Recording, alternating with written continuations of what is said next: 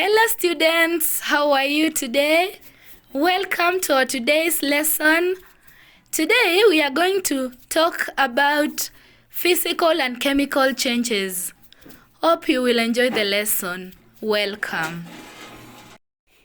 Yes, physical and chemical changes. Now substances undergo many changes when subjected to different conditions of temperature and pressure. Now, when we talk about temperature, it's like when you heat a substance. What you are doing is you are raising the temperature in that particular substance. And this takes us back to the three states of matter, whereby particles in a solid are closely packed and they vibrate at fixed positions. Now, what happens when we heat such a substance which is in the solid state? Now, these particles continue to vibrate more vigorously and eventually break loose from the forces holding them so close together. And those are the things we are going to discuss here. A very good example would be ice. What happens when you heat ice? It melts. And melting is the point whereby the particles in the solid state of the ice cubes break loose and become a liquid. So that is a change. And it's a change which can be reversed, because at the same time we can be able to freeze, cool to very low temperatures those particles which are already in the liquid state and change them back to a solid. So that is an example of a physical change. And it is happening due to a variation in temperature. Then also when we talk about pressure, pressure involves trying to squeeze like many particles into a smaller container. In such a case, we increase the pressure. So something will happen to those particles. They'll either become too close together such that they do what? They have strong forces holding them together. Alternatively, if you allow the same number of particles in a larger container, then it means that they will be too free. So the forces holding them together are loose, like particles in a gas. So generally, when particles are subjected to such conditions of temperature and pressure, then there are changes that take place.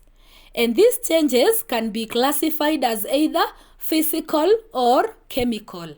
Now, as we move on, we shall be able to understand among these examples I've given you, which one is a physical, which one is a chemical change, which one is temporary, which one is permanent, and so on and so forth. Let's begin by looking at physical changes. Now, these are changes that are reversible, easily reversible. Now, an example of such a change would be melting. When you heat ice, it melts, and when you allow it to cool to temperatures below 0 degrees Celsius, it solidifies again. So that is an example of a physical change because it is easily reversible. Now, they involve change in the physical state and change in color. When we talk about color, we can remember what happened when we were heating iodine during the separation of mixtures. So you realize that iodine, which is a black solid, actually shiny black, the moment you heat, this black solid changes into a purple vapor, a very beautiful vapor. Yes. And then when this vapor gets to a point which is cool, it solidifies and it forms crystals of iodine again, the solid iodine. Therefore, melting is one of the physical processes which entail a physical change in state. Boiling, the same thing, because you can boil water and you can let it cool. Then also sublimation is another physical change. All these changes are easily reversible and we call them physical changes. Now, let us move on to some examples of physical changes. Now, some physical changes which we can be able to observe in the laboratory include, number 1, heating of zinc oxide. Now, the color of zinc oxide is white, but the moment you heat it, it turns to yellow. But on cooling again, it regains its white color again. So, that is an example of a physical change. Now, the equation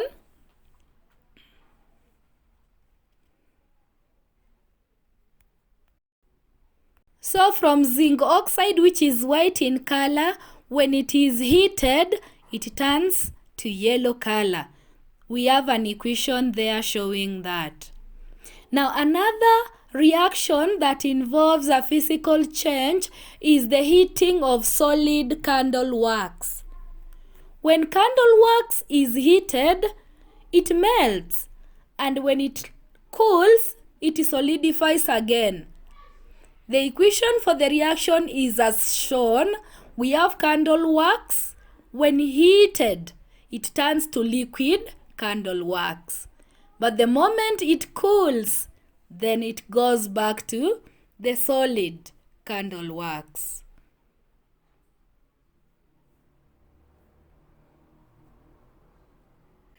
Then we have the heating of ice. Ice, the moment you heat it, it turns to liquid water. And then, if you cool the same liquid water to some temperatures which are lower than 0 degrees Celsius, then it turns back to ice, solid ice.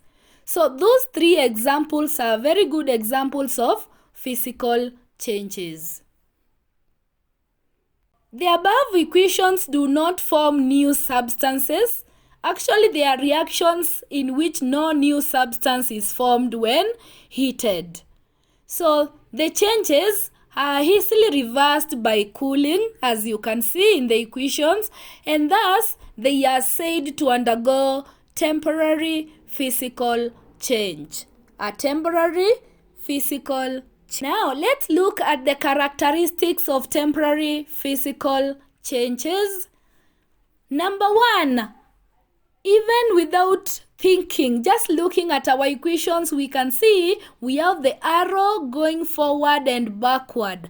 That one represents reversibility. Therefore, one of the characteristics of a temporary physical change is it is easily reversible.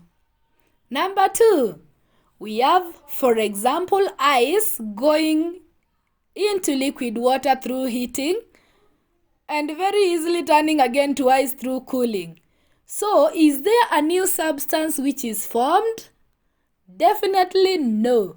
Therefore, the other characteristic is no new substance is formed. Another one, they are not accompanied by great heat changes. Now, what this means is that the amount of heat, for example, that ice absorbed in turning into liquid water will be the amount of heat it will lose when the liquid water will lose when turning back to ice. Therefore, they are not accompanied by great heat changes. The amount of heat that was absorbed is the same that is released.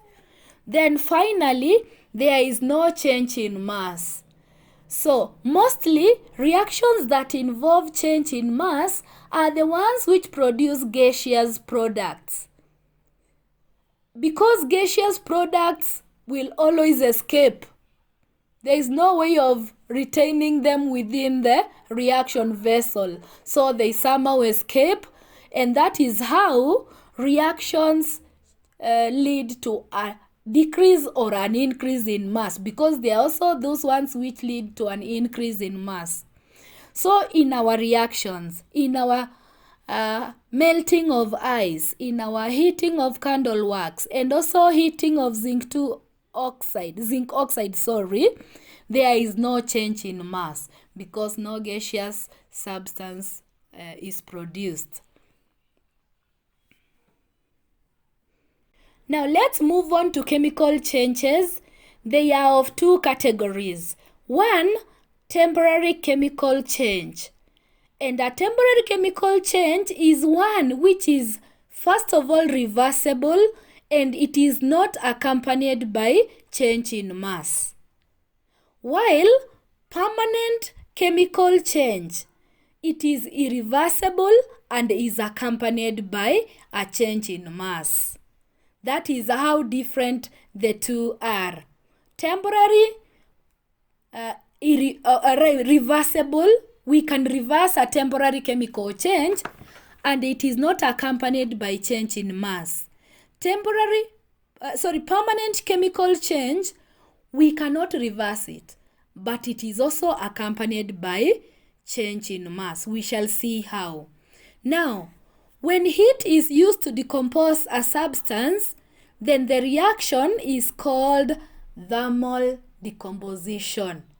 Thermal, from the word thermometer, for measuring temperature. So thermal decomposition. These reactions are not reversible and thus are permanent changes.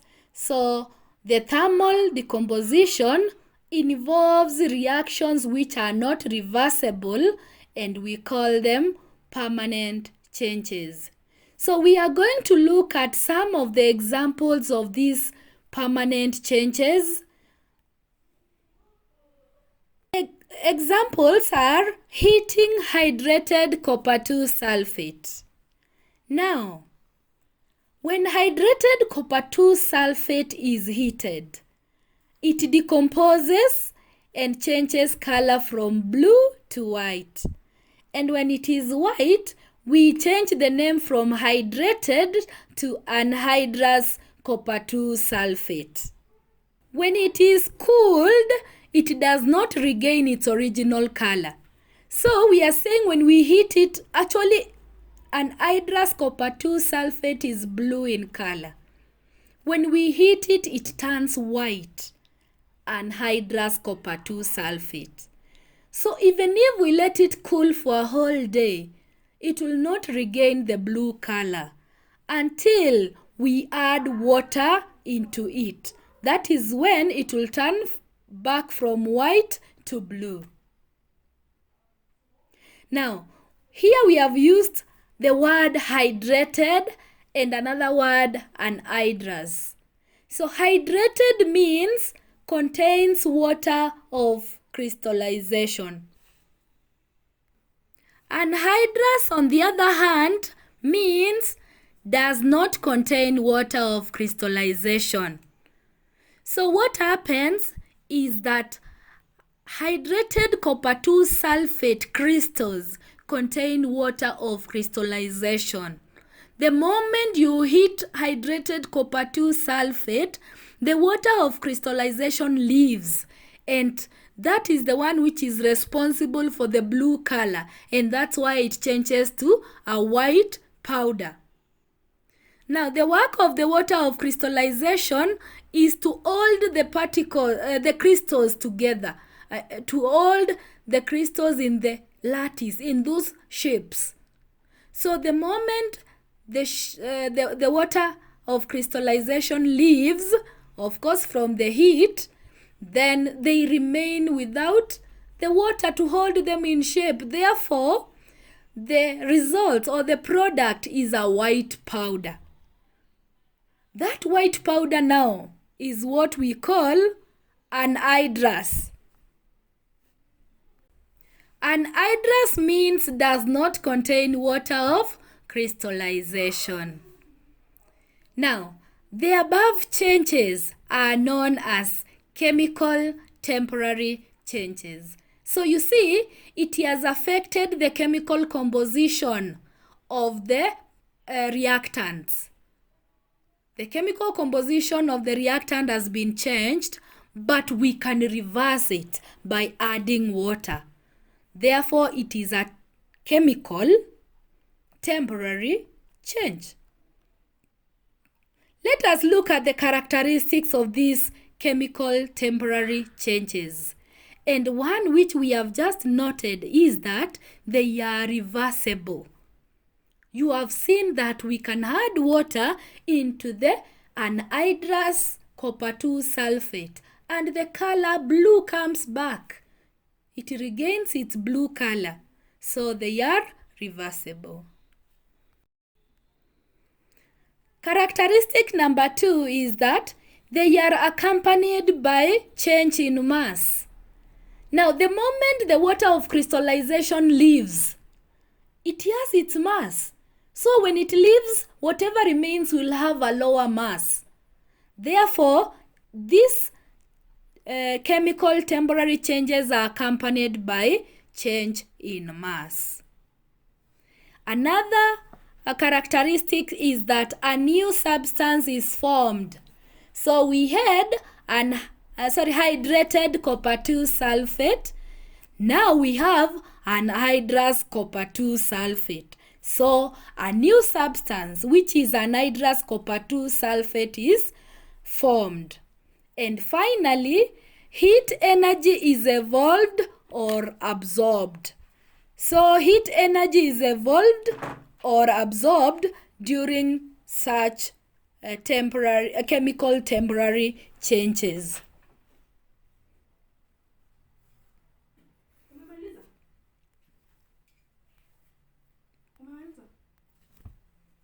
Let's move on now to permanent chemical changes.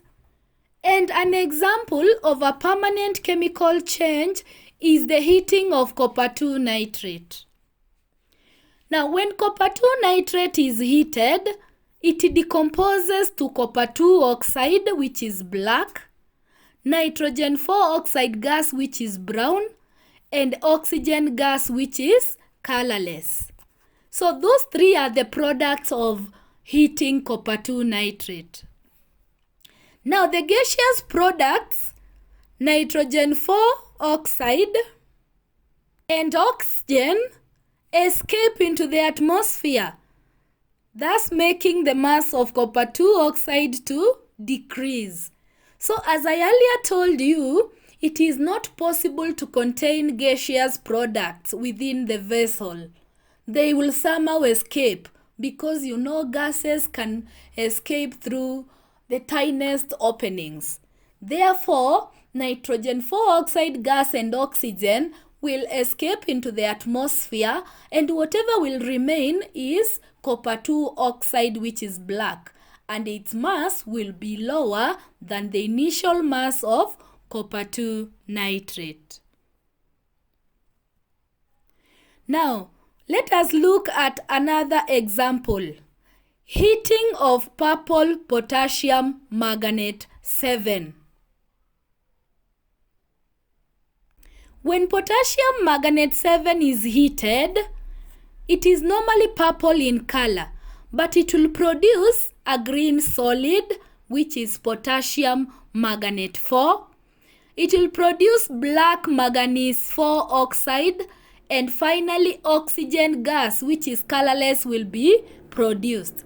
So there will be production of two solids. One is green and it's called potassium manganate 4, and the other one is black and it's called manganese 4 oxide. Now the mass of this black-green mixture is less than the original mass of potassium manganate 7 because the oxygen produced escapes to the atmosphere. The oxygen gas relights a glowing splint. So normally the test for oxygen gas is that it relights a glowing splint. So it escapes, and that's why we are saying this mixture which remains will have a lower mass than the original potassium manganate 7. Now, generally, the above reactions are examples of permanent chemical changes. Now, let's look at the characteristics of these chemical permanent changes. Looking at the two examples, I'm sure you can be able to tell that new substances are formed. The original substance is not what we end up with, and we cannot reverse it. Therefore, a new substance is formed. They are irreversible. We cannot reverse them. In all the cases, they are gaseous products produced which escape into the atmosphere, and therefore we cannot reverse, we cannot trap them and bring them back for us to be able to reverse the reaction. Therefore, the reactions are irreversible. Something else is that heat energy is absorbed or released. Remember, at the beginning of these permanent changes, we talked about thermal decomposition, which means decomposition due to heat. So in the cases of chemical permanent changes, after the heat decomposes the substance, of course, we have heat energy being absorbed into the reactants. Therefore, heat energy is absorbed or released in such changes. And finally, there is change in mass, which we have just discussed. Let us now look at the differences between chemical and physical changes. So they are just simple because it's all about what we have been discussing here. Like for example, number 1, physical changes are reversible while chemical changes are irreversible. Physical changes, no new substance is formed, while in the chemical permanent change, new substances are formed. In the physical change again, not usually accompanied by great heat changes, while in the chemical change, there is accompaniment by great heat changes. In the physical change, usually there is no change in mass, while in the chemical change, it is normally accompanied by a change in mass. And finally, in physical change, no change in chemical properties of reactants, while in the chemical change, it is accompanied by change in the chemical properties of the reactants. Now, some of the questions which would come up from this subtopic are like these ones. Number 1A. State what is observed when copper 2 nitrate is heated. Students, we've just said that when you heat copper 2 nitrate, the products are copper 2 oxide, which is black in color, nitrogen 4 oxide gas, which is brown in color, and oxygen gas, which is colorless. Then you can even go ahead and talk about oxygen test for oxygen gas is that it relights a glowing splint. Part B of the question, state what is observed when copper turnings are heated in air. We have just answered it up there because we know metals burn in air to form metal oxides because they combine with oxygen from the air. Therefore, it is simple. When copper is heated in air, it forms a black powder of copper 2 oxide. It forms a black powder of copper 2 oxide. Now, you must state the color because look at the question. It is saying, state what is observed when copper turnings are heated in air. What is observed? That's why it's very important to mention the color, because it is color that we shall observe. We may not see the rest of the reaction, but we shall see the color. And we know the color change is because there is formation of an oxide, which is copper 2 oxide. Part C of the questions. Explain why there was change in mass when the two substances were heated. Was there change in mass when the two substances were heated? We have talked about it. The mass of copper 2 oxide formed from copper 2 nitrate was less than that of the initial copper 2 nitrate. And this is because some products were gaseous and they escaped. In the other case of copper tannings, the mass of copper 2 oxide produced is greater than the mass of the original copper metal because copper combines with oxygen to form copper 2 oxide, and that records an increase in mass. Now that marks the end of our lesson. Thank you so much for participating. Please subscribe, comment, like, view, ask for more topics, and be blessed till our next lesson. Bye.